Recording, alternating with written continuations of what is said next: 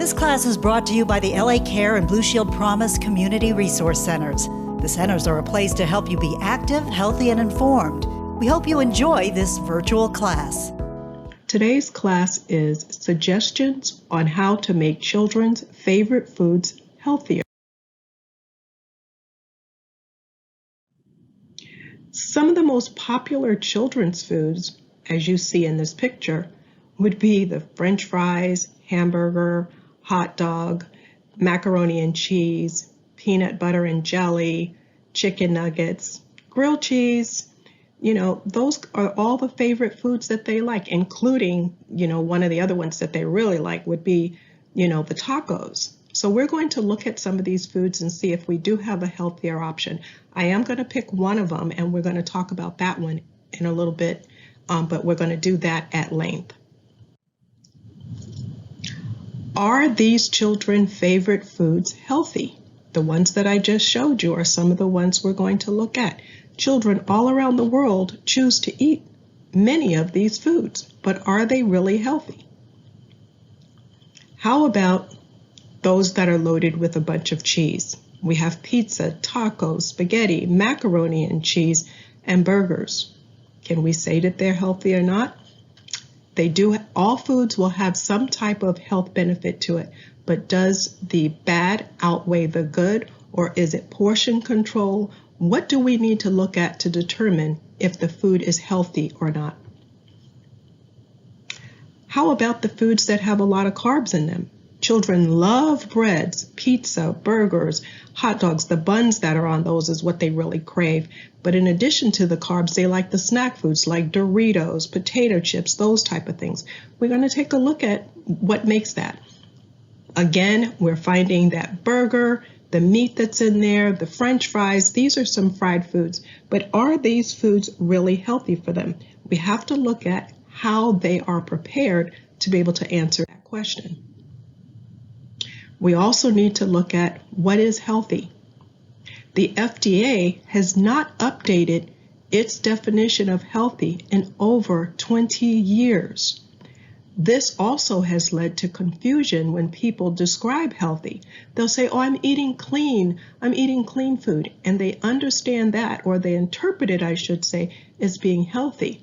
But clean food really means it doesn't have GMO, so it's a non-GMO food, or it doesn't have bacteria, they've cleaned it some kind of way. That's what it means by clean.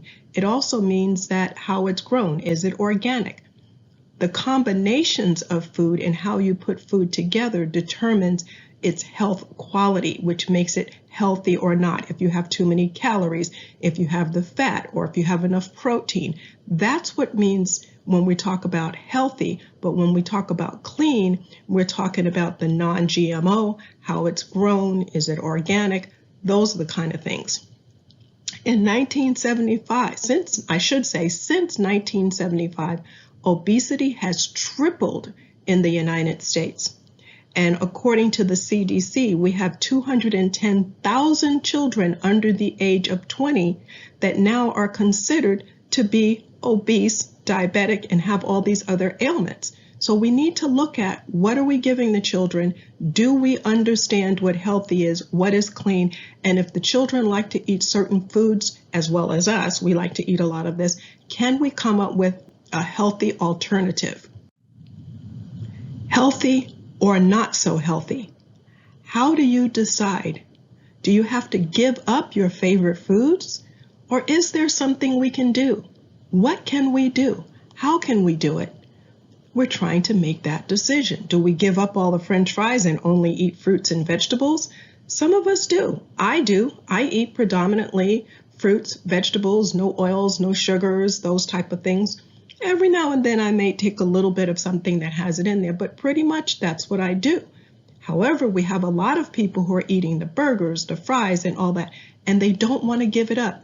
Is there a way we can have a compromise? So we're going to look and figure out a way to compromise it. Is there a way that you can still eat your favorite foods? What do you think? Question mark. We're trying to figure it out. You see, we see the burgers, the fries, the pizza, the chocolate, the donuts, And on the other side, we see apples and vegetables. There are so many of my clients who will tell me that they've never eaten fruits and vegetables and the greens. And even some of them have said they didn't really eat beans. They didn't like to eat beans.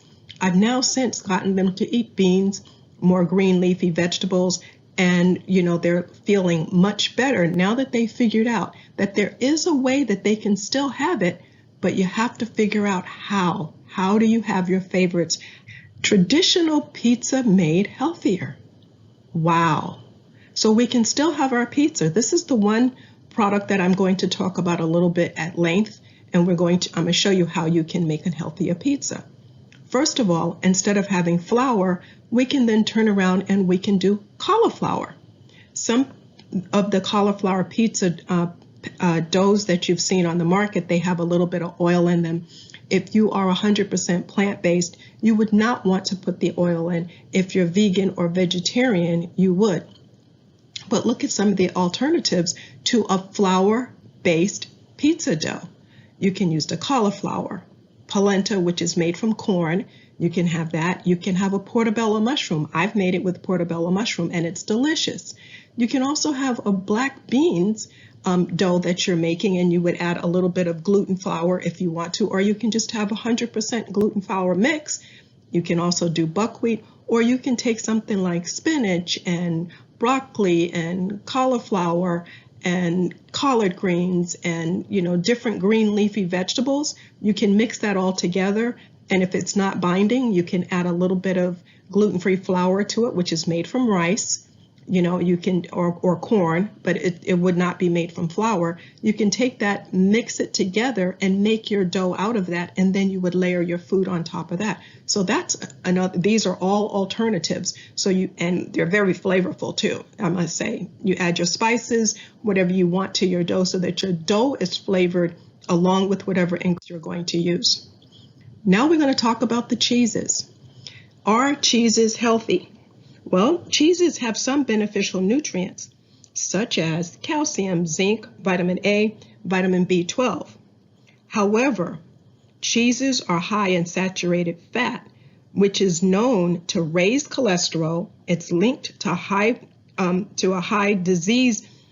heart disease, diabetes, obesity, Alzheimer's, and some cancers. It has been known to cause gas and bloating from a nutritional standpoint, but it has no fiber. However, it does have the other vitamins and things that I mentioned. But if you're ill or you have the flu, it also will increase mucus in your system. So when you're ill, you want to avoid it. All natural cheeses are white or off-white or golden white. You can also get cheddar, which is what you will see most people eating would be your cheddar pizza. Pizza is what they put on the pizzas, like cheddar cheese, or they put on mozzarella cheese. Mozzarella cheese is better, but you will see some people will put an orange cheese on. However, orange cheeses are from Wisconsin and they have added color. We know that there's always been a controversy about that, and part of the reason is that the orange color that you see, it comes from a annatto seed, which is spelled A-N-N-A-T-T-O, and that's what gives it its orange color. That same seed is put in a lot of other things like Velveeta cheese, Colby, your American cheese slices. Some of it you'll find in ice cream, those little goldfish crackers that people like to eat. It has that in there. However, it has some side effects. Some people will say that, oh, when I eat this particular cheese, I'm scratching or I'm itching and I'm swelling, or, it's, my blood pressure, it's getting low, or I have highs. And some people, it has caused IBS. So you have to be very careful about the cheeses and everything. But white cheeses, generally speaking, do not have that, at least if they're natural. You also see the pepper jack cheese there, which has a lot of, it has a little bit of heat to it. So I do like to use pepper jack cheese when I'm making it for certain people that will eat the cheeses. I don't really eat cheese, but that's something that everybody else, if they want it and I make food for them, that's one of the things I would do, is add a little bit of that, because, the little pepper that's in there, it helps to improve digestion. However, let's look at, it's all about the base. When you're making any type of dish that requires a pasta or something, like, for example, a pasta dish and you need a sauce to go on it, or a pizza and you need a sauce to go on it, what really makes that dish pop, it's all about the base, and the base is your sauce. You'll see in this picture we have garlic and tomatoes and basil and, the little chili pepper down there. I also have a little bit of wine that's there. Everyone knows what makes a great Italian dish is the sauce. The sauce is the main flavor and can make or break your recipe. This is especially true when it comes to your favorite, that is the pizza. Fresh tomatoes and basil and other aromatic Italian spices, plus a little dash of chili pepper for that little Italian flair. Some of the spices that I used in this are going to be rosemary, sage, thyme, savory, and basil. I want to talk a minute about basil. Basil is known to help stabilize blood sugar. It has vitamin K, magnesium, iron, A, C, calcium, manganese, and it also has a little bit of omega-3. It's essential oil. Sometimes people in ancient times, they used it to extract the oil, and that's been used for cuts, wounds, and skin irritation. It's been known to fight free radicals that have damaged you because of the antioxidant properties, just like that little glass of wine over there that I add to my sauces as well, because that doesn't hurt. It adds that little bit of flavor, but it has antioxidants as well.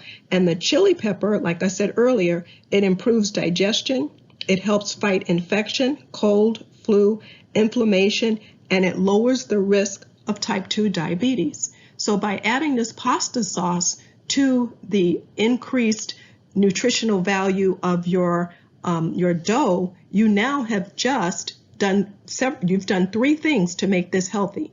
You've changed the dough, you've given it a different type of cheese that's going on it that's going to be healthier, and you're making sure you're not using an orange cheese at all. And then you're going to make sure you make like a fresh pasta sauce if possible. If not, you can make your pasta sauce from the can, but make sure you add fresh ingredients to it, your spices, your garlic, your Italian seasonings, which would be the rosemary, the sage, the thyme, the savory, and especially the basil. The basil makes it really, really good.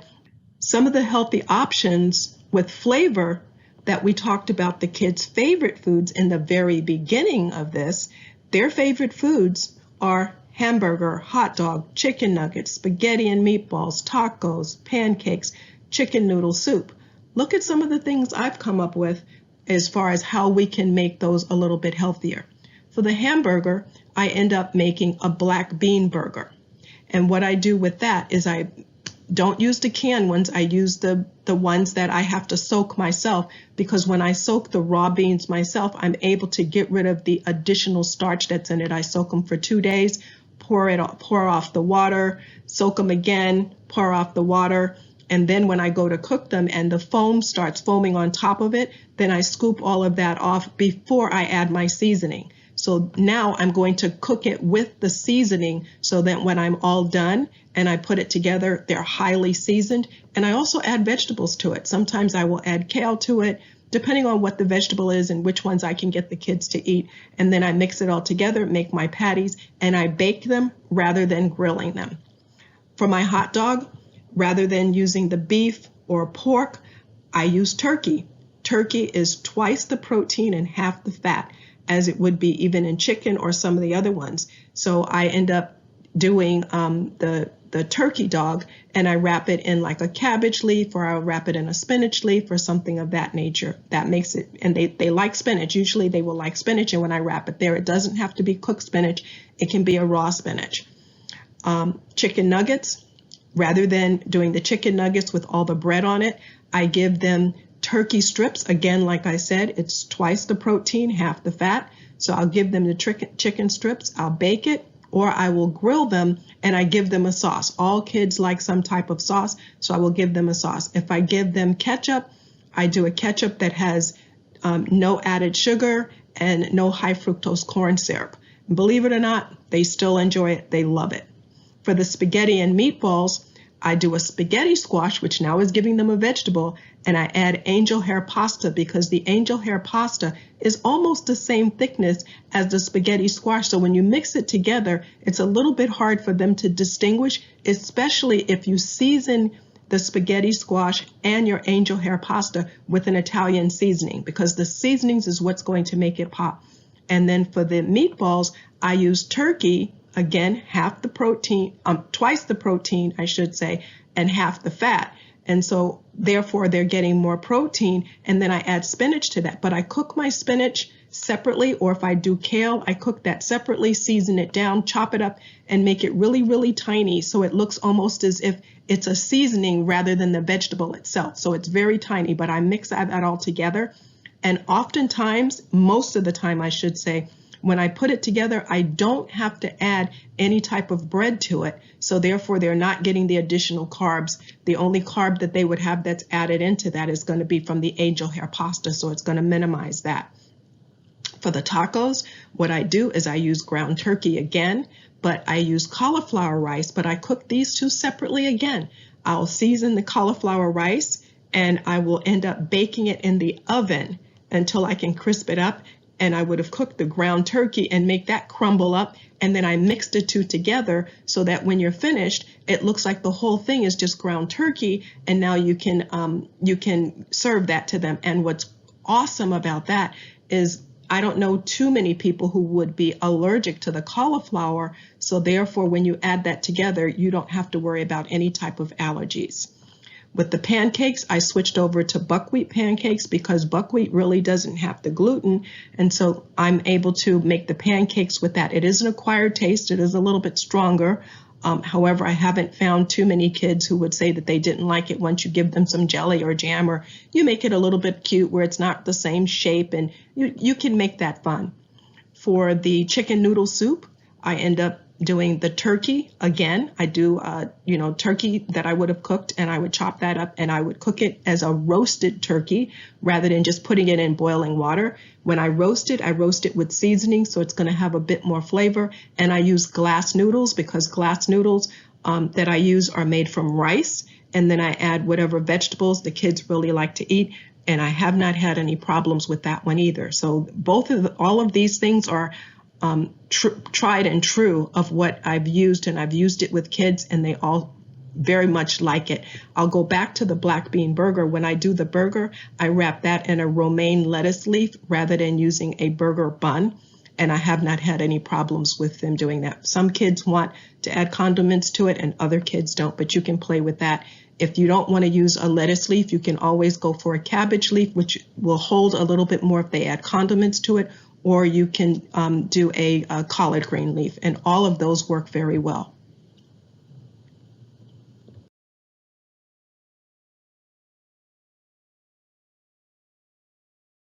To thank you.